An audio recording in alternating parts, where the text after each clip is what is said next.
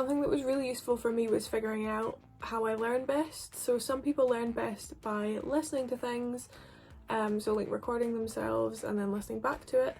Some people learn best by writing things down a bunch of times, and I learn best by talking. So I'll go and find someone who doesn't know very much about the topic, and then I'll go and explain it to them, which helps me to process it a little bit better, even if that means like calling one of my pals. Go to your academic member of staff if you genuinely have a question. That's the best thing to do. They're there to support you, they're there to support your learning and your ability to succeed. They are qualified for a reason. There's no such thing as a silly question, because you know, a silly question to one person might be, you know, an area of interest to somebody else. I think that's quite a good idea. The first is to set goals for how much I want to get done each day, because that motivates me by giving me something to work towards. I quite enjoy is repetition, so repeating every process of whatever it is you're revising over and over until it sticks in your head. Something else that can be quite useful is just getting a wee change of scenery. I found that I wasn't very productive when I was sitting in my bedroom doing my uni work, so I just got up and moved to a different room of the house. Try just like picking up your textbooks and stuff and moving to the kitchen or the living room.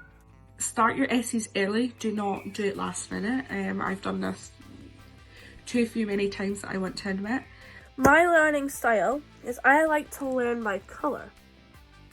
So I have dyslexia, which is causes a bit trouble for reading for me. So when I colour things in, it makes things easier for me to read. Using colour helps it make it pop a bit more, so it's a bit more easier to understand. The second is writing summary notes. I only remember what is needed from them, and writing them down helps me to remember that. Using colour in them, and a different colour for each unit, is really helpful for me for trying to remember the information that I've got written down. Taking breaks every so often is also quite important, and knowing when to stop.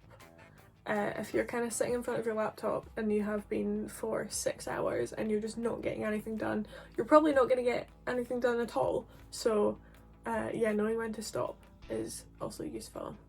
Learn how to reference before you get to uni. Having the ability to reference before you get to uni will save you so much time. Learning to reference in the summer before is fantastic. Try not to let your work build up.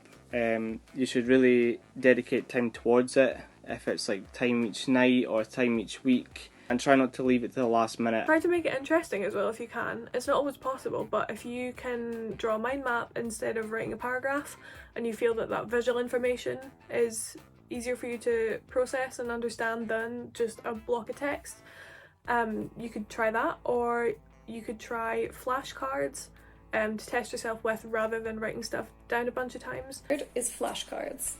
So these work as a summary, but you can also use colours, but you can also, if you write a question on one side and an answer on the other, help you to test yourself on the information you're learning to see how much of it you can remember. Have fun. You know, it's not meant to stress you out. You're not supposed to study 15 hours a day every day.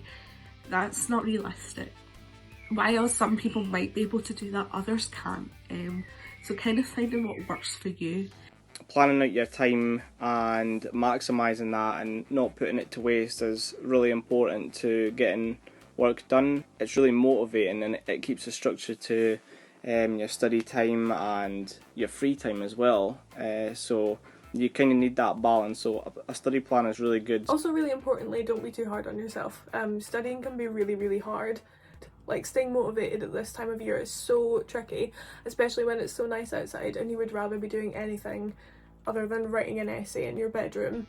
We've all been there. If you take some time out for self-care and take breaks when you need them and are getting a decent amount of sleep if you can, you'll be more efficient than if you try to pull a bunch of all-nighters and cram information at the last minute. Hope you are all keeping well. Bye. Yeah, you got this. You'll survive. It'll all be over soon. Don't worry. Bye! A massive thank you to our amazing volunteers Abbie, Sarah, Lara, Cara and Jordan. I hope you found this video helpful. Please get in touch if you have any questions, and remember, keep the heat.